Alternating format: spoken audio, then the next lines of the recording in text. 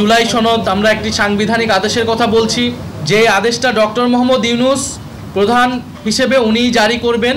কারণ জুলাই গণ অভ্যুত্থানে জনগণের যে সার্বভৌম ক্ষমতা, সেটার একমাত্র বৈধতা ডক্টর মোহাম্মদ ইউনূসেরই আছে, সেটা প্রেসিডেন্ট চুপ্পুর নাই। ছাত্র উপদেষ্টাকে যদি কোনো নির্দিষ্ট দলের প্রতিনিধি বা সংশ্লিষ্টতা হিসেবে দেখা হয়, অন্য অনেক উপদেষ্টাদেরও বিভিন্ন দলের সাথে সংশ্লিষ্টতা রয়েছে, রাজনৈতিক সাবেক ব্যাকগ্রাউন্ড রয়েছে। ফলে সেই বিষয়গুলোও সরকারকে বিবেচনা করতে হবে। তত্ত্বাবধায়ক সরকার জুলাই সনদে আসবে, গণভোটের পরে এই বিষয়ে আসলে চূড়ান্ত হওয়া সম্ভব। এর আগে তত্ত্বাবধায়ক সরকার যাওয়ার কোনো ধরনের আসলে সুযোগ নেই। ফলে এই কথা যদি বলে থাকে যারা, তাদের কোনো ধরনের দুরভিসন্ধি রয়েছে।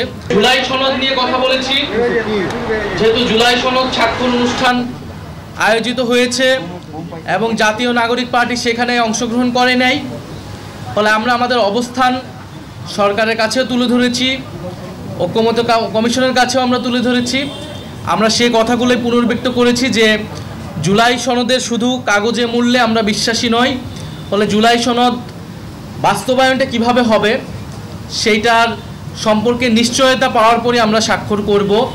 সেই ক্ষেত্রে জুলাই সনদ আমরা একটি সাংবিধানিক আদেশের কথা বলছি, যে আদেশটা ডক্টর মোহাম্মদ ইউনূস প্রধান হিসেবে উনিই জারি করবেন।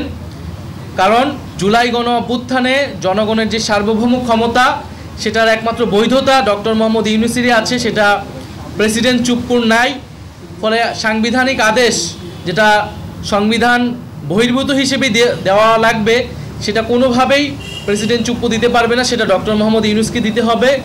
সেটার আইনি এবং রাজনৈতিক কারণ আমরা ওনার কাছে তুলে ধরেছি।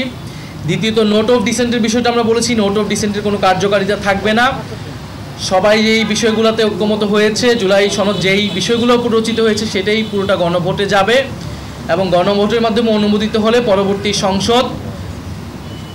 সংসদের একটা গাঠনিক ক্ষমতা থাকবে, যার ফলে তারা একটি সংস্কারকৃত একটি নতুন সংবিধান তৈরি করবে। এই পুরো প্রক্রিয়ার সাথে যদি সরকার, ঐক্যমত্য কমিশন সুপারিশ দিবে, সরকার সেই অনুযায়ী কী সিদ্ধান্ত নেয় সেটার উপর নির্ভর করে আমরা জুলাই সনদে স্বাক্ষরের বিষয়টি বিবেচনা করব। এটা সরকারের কাছে আমরা আমাদের দাবি জানিয়েছি এবং এই দাবিগুলো যাতে বিবেচনা করা হয় এবং সরকার যাতে সেই পথে সেইভাবে যৌক্তিকভাবে এই জুলাই সনদ বাস্তবায়নে আগায়, সেই বিষয়ে আমরা জোর দাবি জানিয়েছি। দ্বিতীয়ত, আমরা নির্বাচন কমিশন নিয়ে উদ্বেগ জানিয়েছি।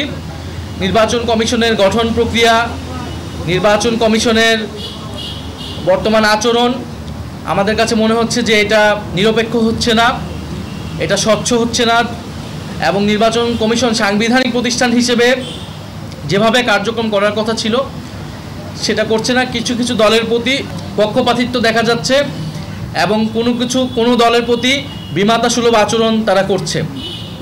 পুরো বিষয়টা নির্বাচন কমিশন নিয়ে আমরা বলেছি।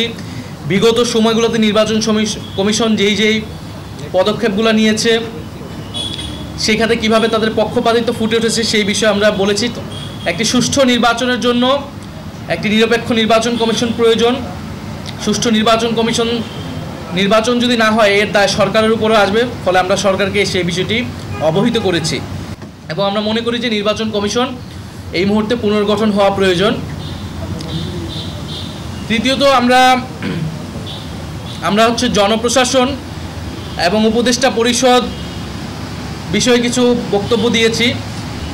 যে জনপ্রশাসনে যেভাবে বদলি পদায়নগুলো হচ্ছে সেটা আসলে কিসের ভিত্তিতে হচ্ছে, সেক্ষেত্রে নিরপেক্ষ এবং যোগ্যতার ভিত্তিতে পদায়ন হচ্ছে কিনা। কারণ আমরা বিভিন্ন জায়গায় দেখতে পাচ্ছি, শুনতে পাচ্ছি যে প্রশাসনে বিভিন্ন ভাগবাটোয়ারা হচ্ছে।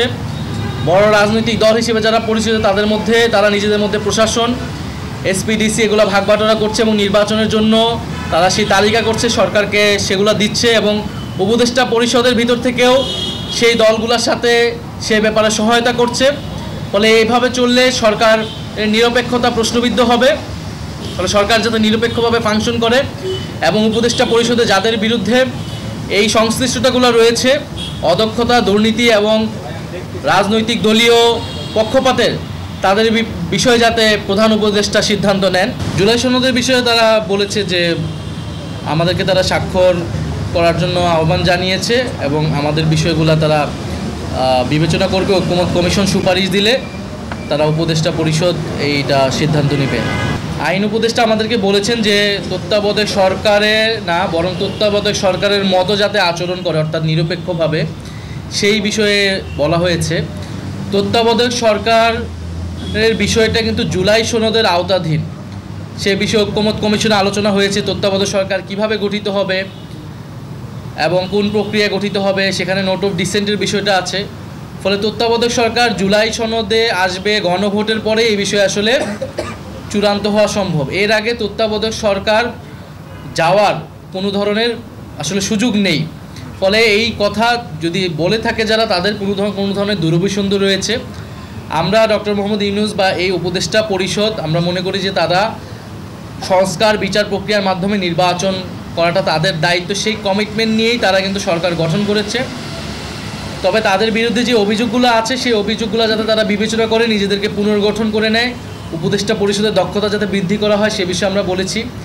ছাত্র উপদেষ্টাদের বিষয়ে যেটা বারবার বলা হয়, তারা কোনো দলের প্রতিনিধি হিসেবে কিন্তু সরকারে নেই, গণ অভ্যুত্থানের প্রতিনিধি হিসেবে সরকারে রয়েছে। ফলে অন্য উপদেষ্টারা যেরকম, ছাত্র উপদেষ্টারাও সেরকম। ছাত্র উপদেষ্টাকে যদি কোনো নির্দিষ্ট দলের প্রতিনিধি বা সংশ্লিষ্টতা হিসেবে দেখা হয়, অন্য অনেক উপদেষ্টাদেরও বিভিন্ন দলের সাথে সংশ্লিষ্টতা রয়েছে, রাজনৈতিক সাবেক ব্যাকগ্রাউন্ড রয়েছে। ফলে সেই বিষয়গুলোও সরকারকে বিবেচনা করতে হবে, কারণ সরকার যখন গঠিত হয়েছিল বিভিন্ন দলের রেফারেন্সে কিন্তু এই উপদেষ্টা পরিষদ গঠন ছিল।